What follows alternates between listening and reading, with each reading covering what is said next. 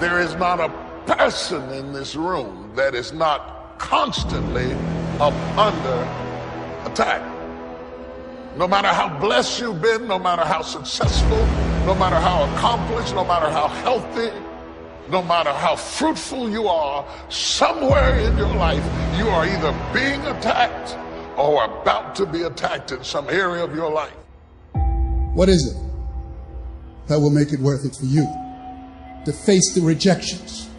What is it that will make it worth it for you to brainstorm and not be intimidated and say, I can do this? What is it that will make it worth it for you to raise the bar on yourself and say, I got some more stuff in me? What is it that will make it for you when you want to give up? And God says, I'm going to bless you, but you've got to dress for the battle while you receive the blessing. With every blessing, there is a battle. I would venture to say the greater the blessing, the greater the battle. The enemy would not send that level of battle against you if there were not that level of blessing before you. The level of battle you face is an indication of the level of blessings that you stand to receive. No robber robs an empty house. Nobody holds up a bag lady because she doesn't have anything to steal. If you're up under attack, there's something to be gained. See, you got all dressed up not to run. You got dressed up to stand, not to give place or territory, not to evacuate the turf that's yours. And it's in these moments right now that so often we feel like backing down. Life ain't gonna be easy. Ain't nobody gonna hand you nothing. You still gotta go to work. You still gotta compete against everybody in your industry. Life's still gonna happen while you trying to blow up. It's the obstacles in our life. It's the hardships. It's the mountains that we climb that make life worth living. But the mountain's not supposed to stop you. Your mountain has the materials for your miracle. Just because you feel afraid doesn't mean you have to be afraid. Just because you feel discouraged doesn't mean you have to be discouraged. Just because you have fear doesn't mean fear has to have you. It's hard to handle it. You got to fortify yourself and say, come on with it. I've got to step into it. If you're going to be successful in this game, you got to have a dog within you. You got to know it's a dog fight, and you got to go get that fight. A man's character is not judged after he celebrates a victory, but by what he does when his back is against the wall. So no matter how great the setback, how severe the failure, you never give up.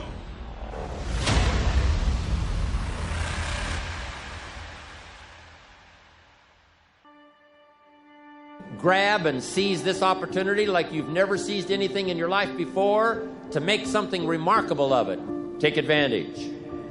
Don't be lazy, especially in the spring. Don't be distracted, especially in the spring. You've got to take advantage of every spring that comes because there's only a handful. Life isn't forever. It finally comes to an end. One of the Beatles wrote, all things must pass. The sunrise doesn't last all day. Spring doesn't last all summer. The sunset doesn't last all night. We all have periods of time, pieces of time. And when those pieces of time comes, what you've got to do is take advantage of each time that comes. At the longest, life is brief. At the longest, life is just a small period of time. So don't waste your springs. Don't waste the opportunity to talk to someone. Don't waste the opportunity to have a meeting. Don't waste the opportunity to come to Next Extravaganza.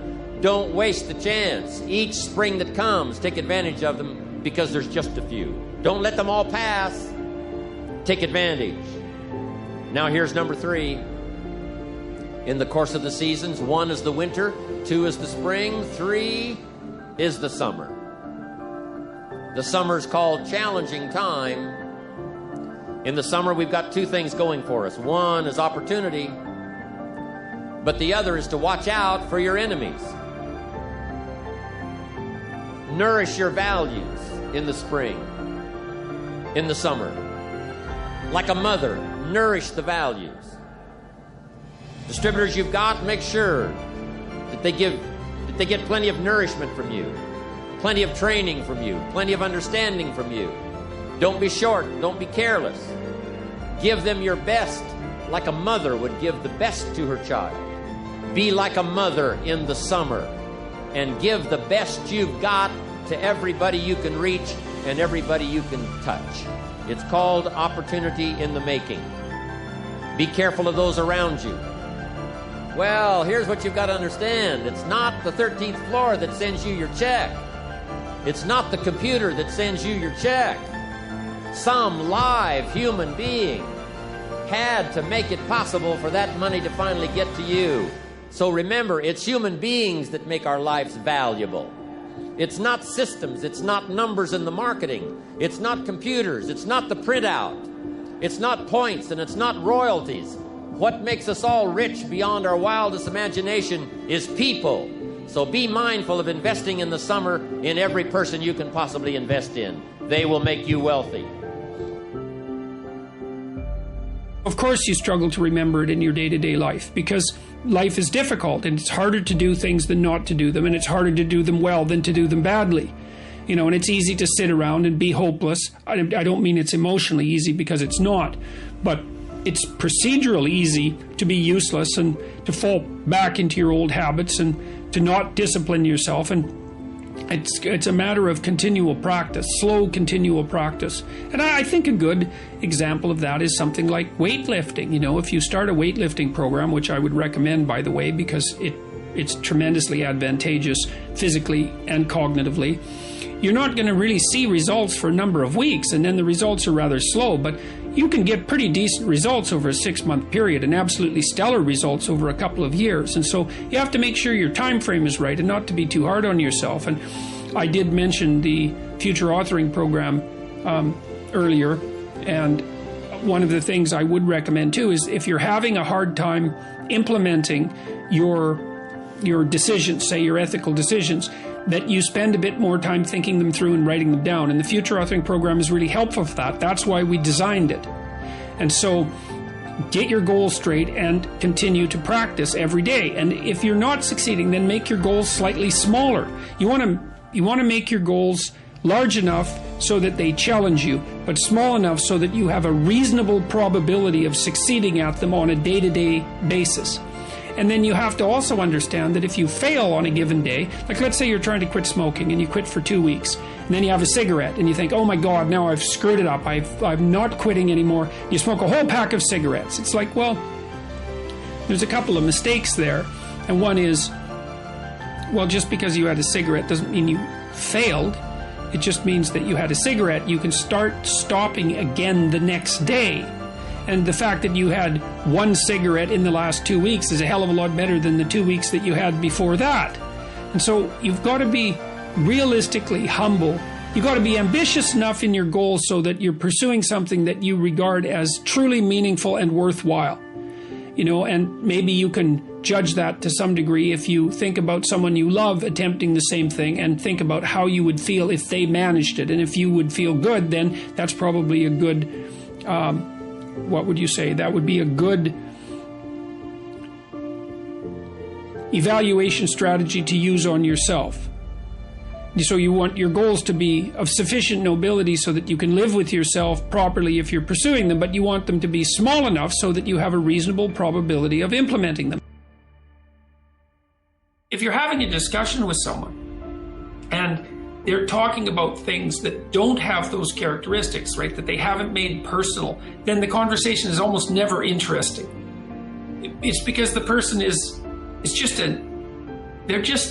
really are an empty shell through which ideology, cliches and slogans are pouring. There's nothing about that that's compelling because you don't see the grappling. You don't see that the other person has grappled with the ideas and come to their own unique conclusions. And it really is in that mingling of the abstract and the particular that compelling wisdom is to be found. And so that's and then concretely speaking, Well, there's ways of earning your knowledge, and part of that is reformulating it in your own words. That's thinking it through, right?